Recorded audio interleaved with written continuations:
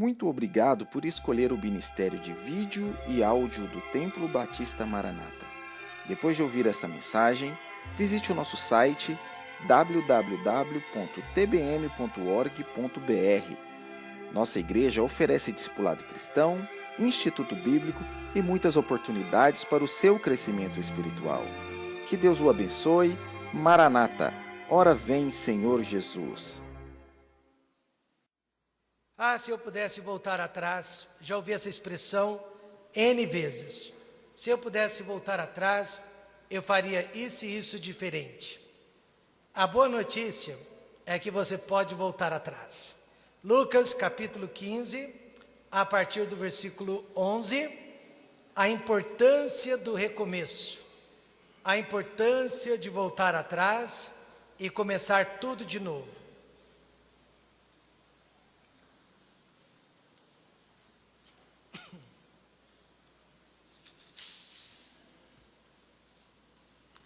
A parábola aqui é a parábola do filho pródigo, que se encontra em Lucas 15, a partir do versículo 11. Eu quero ler só alguns versículos para a igreja nesta manhã.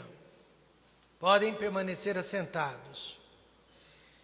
Lucas 15, 11 diz: E disse, um certo homem tinha 2 filhos, e o mais moço deles disse ao pai: Pai, dá-me a parte dos bens que me pertence, e ele repartiu por eles a fazenda.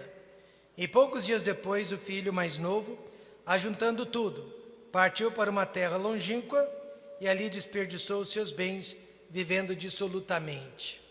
Aqui você tem a figura de um filho que recebeu toda uma educação, toda uma estrutura familiar de seu pai, toda uma instrução, mas com o passar do tempo, ele se cansou do pai, ele se cansou do lar, ele se cansou daquela vida e ele foi embora. Mas não de mãos vazias, ele foi com tudo que ele havia recebido daquela família, daquele lar e daquele pai. E ele desperdiçou, ele usou de forma errada tudo que ele havia aprendido, tudo que ele havia adquirido, porque bens não se referem apenas ao dinheiro, aos bens materiais, mas bens de conhecimento, bens de crescimento intelectual, também são bens que nós adquirimos através do nosso lar, através de nossos pais. E eu já vi isso acontecendo muitas e muitas vezes, principalmente em relação à igreja, né? Muitas pessoas cresceram na igreja, se alimentaram através da igreja, e elas foram muito abençoadas, e elas pegaram tudo que receberam através da igreja e hoje estão no mundo, desperdiçando os seus talentos, os seus bens, desperdiçando tudo que elas receberam através da casa de Deus. E havendo ele gastado tudo, uma hora acaba, uma hora o que nós temos acaba. Houve naquela terra uma grande fome e começou a padecer necessidades. E foi e chegou-se a um dos cidadãos daquela terra, o qual o mandou para os seus campos apacentar porcos. Logo ele descobriu que o mundo lá fora não era nada igual à sua casa, nada igual ao mundo que ele tinha antes. E desejava encher o seu estômago com as bolotas que os porcos comiam. Ninguém lhe dava nada. Isso me faz lembrar de um jovem que havia crescido na igreja, havia sido doutrinado na igreja, mas com 16 para 17 anos de idade, ele foi embora, deixou a igreja. E no mundo lá fora, ele contraiu um vírus através de uma doença venérea. E ele ficou muito doente. E no hospital, no quarto de hospital, seus amigos do mundo, que o haviam ludibriado, amigos que ele havia trocado, né? Ele se viu sozinho, os amigos não estavam mais próximos dele. No quarto de hospital, só a sua mãe que enxugava suas lágrimas. E literalmente ele estava morrendo sozinho, apenas ao lado de sua mãe, esta que nunca o abandonou. Alguns dias depois que eu fiz uma visita a ele, ele realmente veio a falecer. E para mim aquele moço, ele era um símbolo perfeito do filho pródigo. Só que o filho pródigo não morreu, ele pôde voltar atrás, amém, irmãos? Mas aquele moço não teve a oportunidade de voltar atrás. Olha o segredo no versículo 17. E tornando em si, disse: quantos empregados de meu pai têm abundância de pão e eu aqui pereço de fome? O segredo é cair em si, tornar em si. Nem todos vão ter esse privilégio de cair em si, de tornar em si. Muitos já estão cegos demais e jamais vão voltar atrás. Mas eu espero que você que veio à igreja nesta manhã possa cair em si, e se você estiver com um pé no mundo e outro na igreja, você possa voltar atrás. E se você já está com o corpo inteiro lá no mundo, você possa voltar atrás. Vamos orar? Querido Deus, eterno Pai, venha usar esta palavra para nos despertar, para nos mostrar a realidade de um mundo sem Deus, de uma vida infrutífera e de uma vida sem a sua presença. Peço ao Pai que o Senhor esteja falando a cada vida aqui nesta manhã. Pai, eu não estou preocupado com os ausentes, mas eu estou, ó Deus, orando pelos que estão presentes. Que Deus fale aos seus corações, que Deus fale às suas vidas nesta manhã. No nome de Jesus, amém. Eu quero falar sobre a importância do recomeço. De Gênesis a Apocalipse, a Bíblia inteira, Deus tem dado ao ser humano o privilégio, não o direito, ninguém tem o direito de voltar atrás e de recomeçar de novo. Mas Deus tem dado este privilégio para alguns. Desde Adão e Eva, que foram os dois primeiros pecadores desobedientes, até o rei Manassés. Manassés considerado o pior homem dos seus dias. Deus permitiu que todos estes recomeçassem. Por quê? Porque o nosso Deus perdoa, nosso Deus restaura, nosso Deus transforma e o nosso Deus providencia novas oportunidades. Nunca permitamos então que o homem roube de nós a esperança de uma vida melhor. Quer seja um médico, quer seja um pai, quer seja uma mãe, quer seja um filho, quer seja um professor, quer seja um patrão, quer seja um pastor. Enquanto Deus nos der fôlego de vida, existe esperança para nós. A parábola do filho pródigo, ela pode ser ensinada de várias formas. Ela pode falar sobre o amor de Deus, ela pode falar sobre o arrependimento do filho, ela pode falar sobre o orgulho do irmão mais velho, ela pode falar sobre o resultado dos pecados na nossa vida. Mas eu acho que o tema principal deste texto é o amor de Deus. Quantos concordam com isso? É o amor de Deus para com os seus filhos.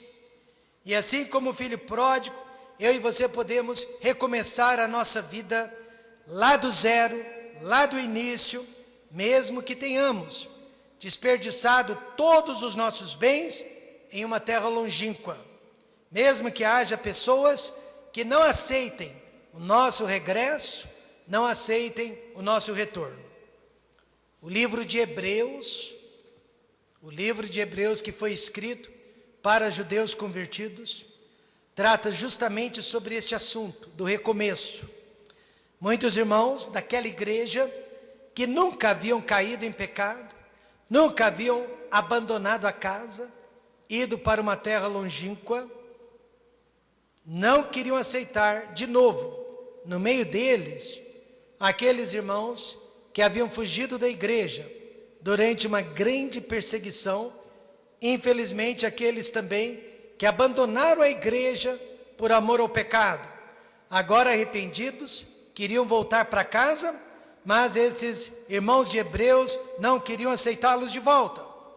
Então o autor de Hebreus admoestou aquela igreja e disse: portanto, tornai a levantar as mãos cansadas e os joelhos desconjuntados. Uma das missões principais da igreja é restauração. Amém, irmãos? Esta é uma das nossas funções principais. Isso quer dizer, meus irmãos, que se o pior crente que já passou por essa igreja nos últimos 26 anos, aparecesse agora em nosso meio, pedindo perdão de seus pecados, desejando ser restaurado como igreja do Senhor Jesus Cristo, nós precisamos recebê-lo de braços abertos. Amém, irmãos? De braços abertos. O que é necessário para que uma pessoa possa começar tudo de novo e voltar a ser um vaso de honra e de glória? É necessário que ela chegue ao fim de si mesma. É necessário que ela deseje o recomeço. E é necessário que ela aceite as oposições. Primeiro, eu chamo a sua atenção para o versículo 14. É necessário que ela chegue ao fim de si mesma. E havendo ele gastado tudo, houve naquela terra uma grande fome e começou a padecer, diga alguém, necessidades. O filho pródigo, ele gastou tudo. Isso quer dizer que ele desperdiçou a sua vida, os seus dias, a sua saúde, o seu dinheiro, o seu tempo, os seus talentos com as ambições deste mundo, os prazeres desta vida. E quando se deu por conta, ele não tinha mais nada. Eu acho que todos nós deveríamos também chegar ao fim de nós mesmos, mas sem precisar perder tudo, sem precisar chegar ao fundo do poço. No caso do filho pródigo, foi o único jeito. Deus só conseguiu falar ao coração dele quando ele havia perdido tudo. No quarto de hospital, portador de uma doença terminal, com seus dias contados, este homem disse para o pastor: eu daria tudo para voltar atrás, eu daria tudo para me arrepender de meus pecados. Eu gastei a minha vida comigo mesmo, eu gastei a minha vida com este mundo. O pastor disse: você acabou de fazê-lo, ainda que apenas por algumas horas, ainda que apenas por alguns dias, você acabou de fazê-lo, você acabou de voltar atrás, você acabou de começar do zero, você acabou de ser restaurado. Amém, irmãos? Ainda que por algumas horas. O que levou o filho pródigo a chegar ao fim de si mesmo? Foram duas coisas que eu e você evitamos, mas que são importantes para as nossas vidas: necessidades e humilhação. Primeiro, ele padeceu necessidades. Antes de sair de casa, ele não tinha necessidade, a não ser de pecar. A sua única necessidade era de pecar, de se ver livre das regras do pai, da vigilância do pai, da influência do pai, e aproveitar este mundo da melhor maneira possível. Não se engane, nesta manhã todos nós aqui também temos grande necessidade de pecar, senão não pecaríamos. Nós temos grande necessidade de pecar, assim como temos grande necessidade de Deus. O problema é que não podemos e não conseguimos suprir essas duas grandes necessidades ao mesmo tempo. Ou nós pecamos, ou nós agradamos a Deus. Ou nós agradamos a Deus, ou nós pecamos. Se optarmos pelo pecado, não vamos precisar de Deus. E se optarmos por Deus, não vamos precisar do pecado. O filho pródigo optou pelo pecado. Ele disse: pai, dá-me a parte dos bens que me pertence. Isso quer dizer que até para pecar, nós estamos usando o que pertence a Deus. Até para pecar, nós estamos usando a nossa saúde, a nossa vida, os nossos pensamentos, o nosso tempo, o nosso talento, o nosso dinheiro, tudo que Deus nos deu, nós agora estamos usando para pecar contra Deus. Mas o que o pecado lhe trouxe? Mais necessidades ainda. Antes era só necessidade de pecar prazeres da carne, agora ele realmente padecia fome, necessidades e não tinha mais nenhum amigo por perto. Perguntei para um vizinho de 16 anos, vizinho da nossa igreja, de 16 anos de idade, porque ele não aceitava o nosso convite para visitar a igreja. E ele, muito sincero, disse: porque meus amigos vão zombar de mim. Qualquer um de nós que vir à sua igreja será zombado, será perseguido. Alguns dias depois, ele e os tais amigos pegaram o carro do pai, 0 quilômetro, escondido, e bateram aquele carro em uma árvore. Naquela hora, todos os amigos fugiram, deixando aquele menino sozinho e desesperado. Aquele menino correu para casa, desesperado, sem saber o que fazer, com medo do pai. Pegou a arma do pai, que ficava em cima de um armário, e na frente da mãe e da irmã, ele deu um tiro na sua própria cabeça. Exatamente o que aconteceu com os amigos do filho pródigo. Ele tinha vários amigos enquanto ele tinha saúde, enquanto ele era bonito, enquanto ele tinha dinheiro, enquanto ele tinha fama, enquanto ele era útil. Ele tinha amigos para beber, para fumar, para se divertir, mas na hora que tudo isso acabou, os amigos o abandonaram. Que bom, né? Que Deus permite necessidades em nossas vidas, para que possamos saber que Ele, Deus, é a única fonte segura de bênçãos que existe neste mundo. Mas além de padecer necessidades, ele foi humilhado. O verso 15 diz que ele foi e chegou-se a um dos cidadãos daquela terra, o qual o mandou para os seus campos a apacentar porcos. Talvez você não saiba disso, mas não havia nada mais blasfemo, nada mais humilhante para um judeu que apacentar porcos. Os judeus eram pastores de ovelhas e não de porcos. Pior ainda foi comer a bolota, a lavagem daqueles porcos. Meus amados irmãos, pode até demorar, e às vezes demora porque Deus é longânimo, mas o pecado mais cedo ou mais tarde irá nos humilhar. Às vezes irá nos humilhar até a morte. Demorou muitos anos até Sansão perder os seus 2 olhos, olhos usados a vida inteira para pecar e se tornar um escravo. Demorou muitos anos até Davi ser deposto do trono por um de seus próprios filhos e passar pela maior humilhação de sua vida. Demorou muito tempo até Pedro ser humilhado em público pelo novato apóstolo Paulo. Pode demorar, mas a humilhação vem para todos aqueles que estão saindo da casa de Deus e desperdiçando as suas vidas neste mundo. Porém, sem ser humilhado, o ser humano não procura por Deus. Veja Isaías 66, verso 2. Mas para esse olharei, para o pobre e abatido de espírito, e que treme da minha palavra. Quantos aqui já foram humilhados? Como que você se sentiu? Eu não quero ser aquele que humilha, mas eu sei que Deus, Ele usa situações e Ele usa pessoas para nos trazer debaixo de humilhação.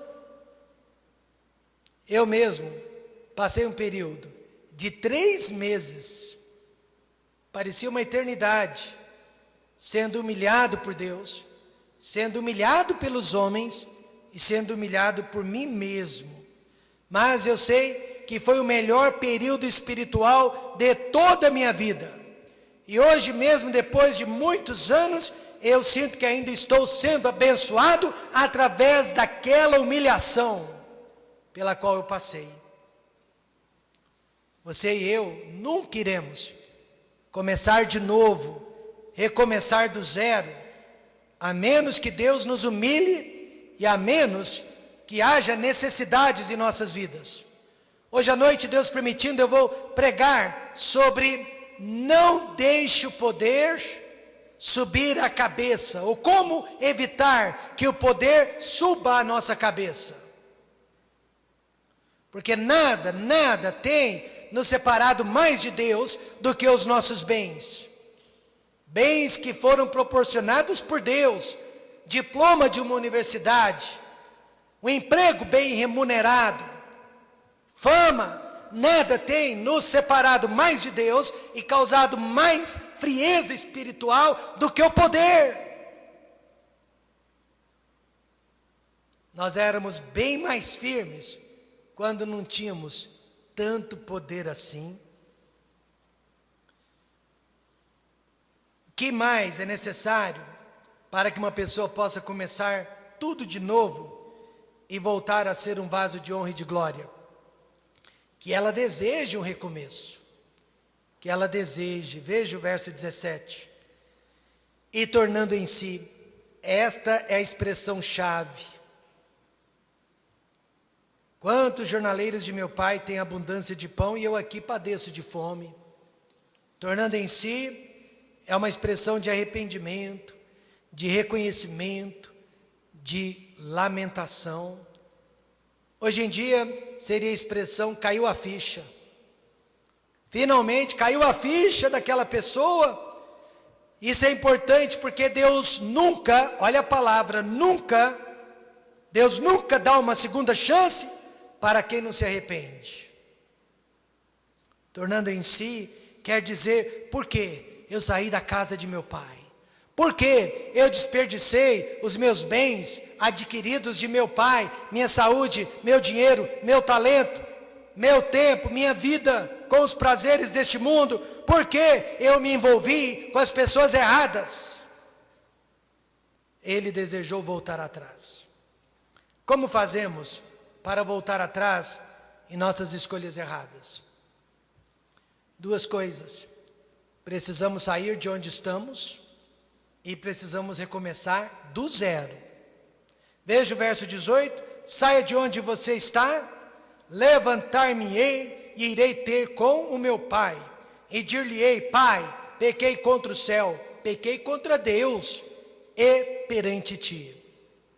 O filho pródigo se levantou de dentro de um chiqueiro, no meio da lama e da sujeira. Levantar-me-ei significa que a decisão foi dele. Não foi do pai, não foi do irmão, não foi de nenhuma outra pessoa, somente ele podia tomar aquela decisão, ninguém o levantou, mas ele foi quem teve a iniciativa. Eu estou neste negócio há 26 anos, admoestando, exortando, empurrando as pessoas, mas ninguém vai para frente, a menos que ela se levante, amém, irmãos? A menos que ela queira sair de onde está. Pastor Daniel Johnson, conselheiro bíblico, há mais de 40 anos, ele me disse: eu não tenho como ajudar alguém que não deseja ser ajudado.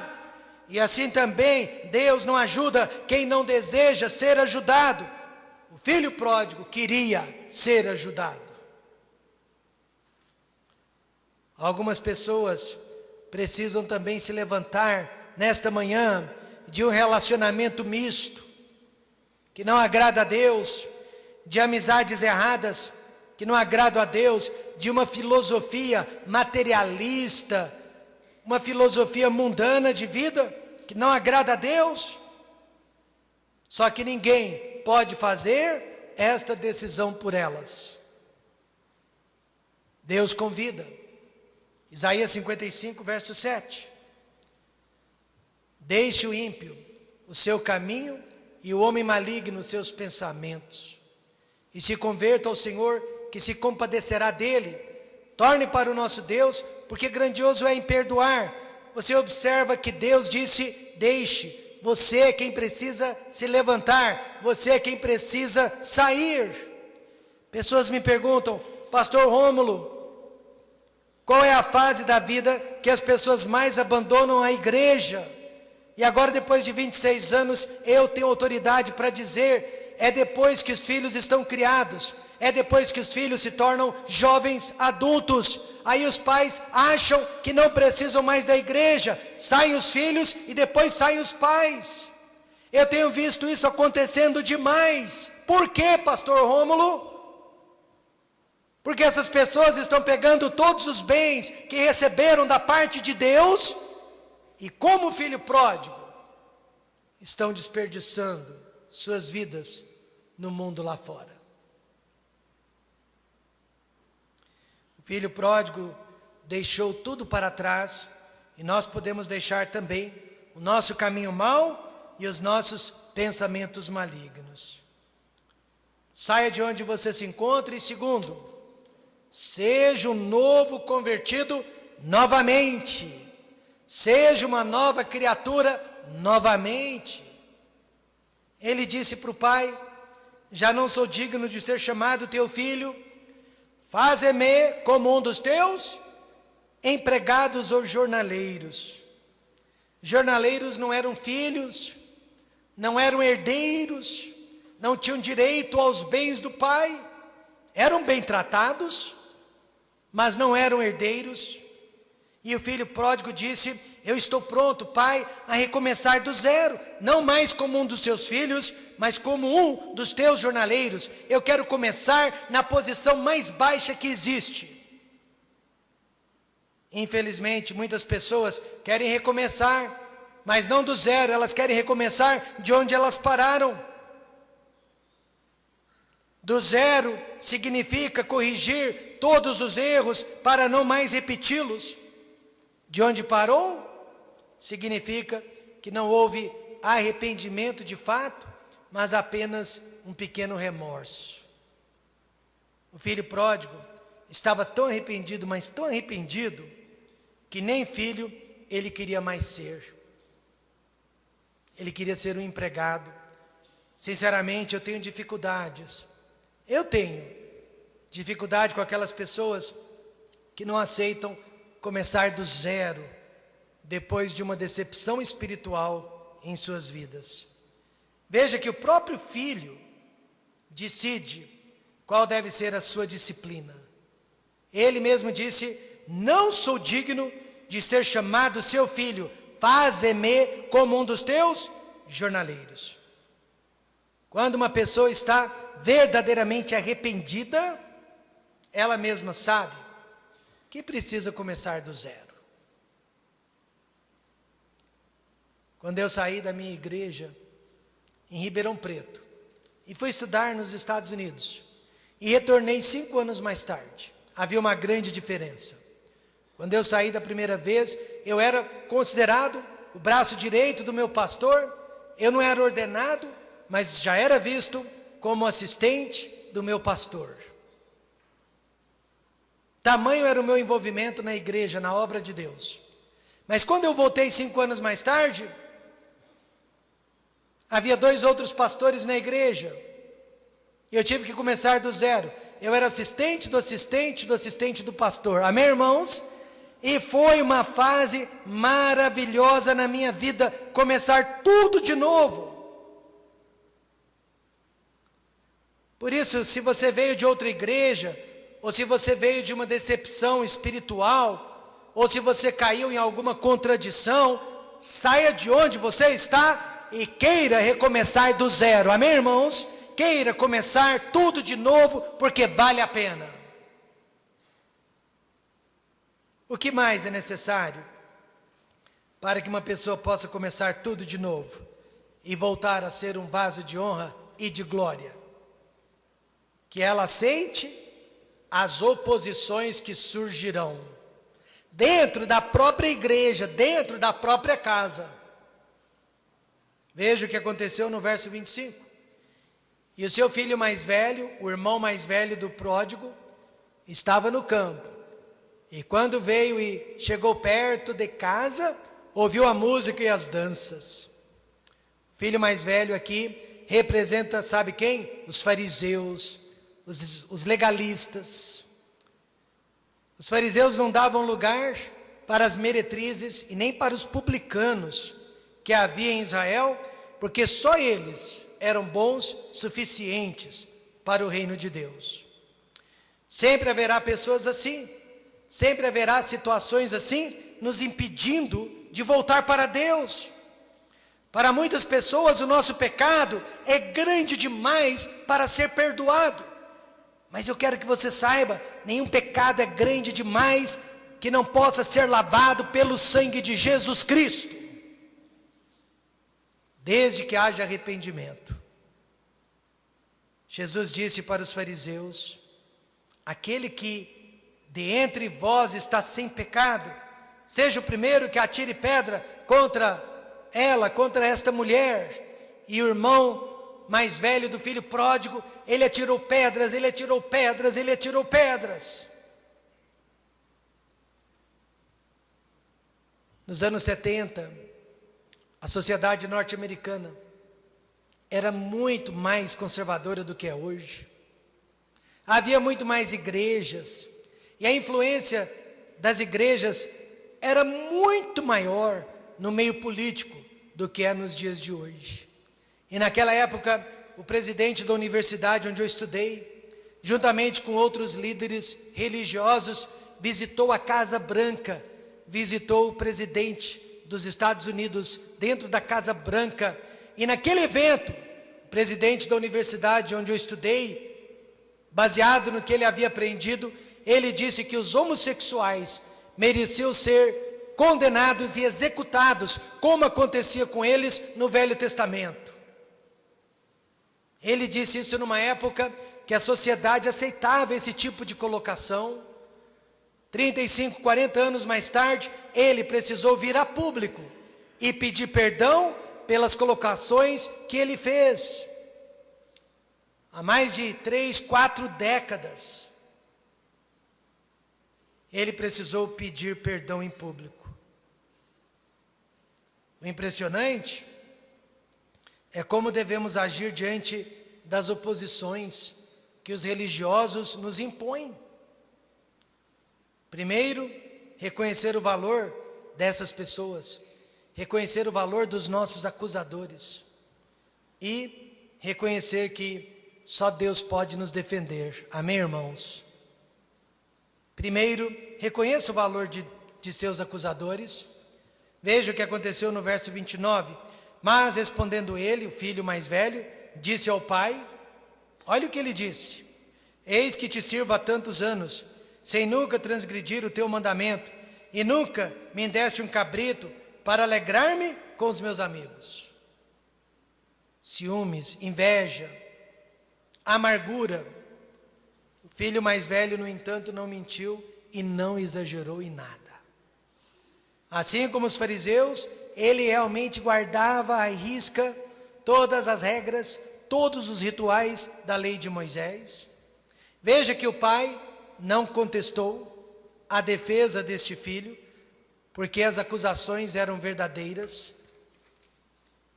Realmente, a maioria das pessoas, se não todas elas, mas a maioria que nos critica e a maioria que nos persegue, é muito melhor do que nós. Este é o primeiro ponto. É muito melhor do que nós. E também não podemos contra-atacá-las, pois na maioria das vezes elas também estão falando a verdade sobre elas e sobre nós. Veja que o rei Davi não se defendeu e não contra-atacou um homem chamado Simei, quando este à beira do caminho o apedrejava e o acusava e o amaldiçoava. Ao contrário, o rei Davi reconheceu que aquele homem havia sido enviado da parte de Deus para lhe dizer o que ele precisava ouvir. E às vezes Deus manda aí um irmão mais velho para nos repreender e para dizer o que nós precisamos ouvir. Mas nós sempre fazemos o contrário. Odiamos quem nos odeia, criticamos quem nos critica, rejeitamos quem nos rejeita, e por isso mesmo, né? A família está um caos, a igreja está um caos, a sociedade está um caos. E segundo, reconheça que só Deus pode nos defender. No verso 32, o pai, né, que representa Deus, disse para o mais velho: Mas era justo alegrarmos-nos e folgarmos, porque este teu irmão estava morto e reviveu, estava perdido e achou-se. Por isso eu acho que o filho pródigo, ele era perdido, ele não era uma pessoa salva. O pai acabou de dizer, ele estava perdido e reviveu, ele estava perdido e foi achado, ele estava morto e reviveu. Mas a aplicação serve para todos os crentes salvos que se afastaram do caminho de Deus. O pai defendeu o filho mais novo das acusações do filho mais velho. Agora observe que o filho mais novo, o filho pródigo, não lidou com o seu acusador e muito menos com as acusações. Ele ficou calado, assim como a mulher que for apanhada no ato de adultério diante dos fariseus. Falar o quê? Dizer o quê? Os acusadores têm razão. Deixe que Deus te defenda, amém, irmãos?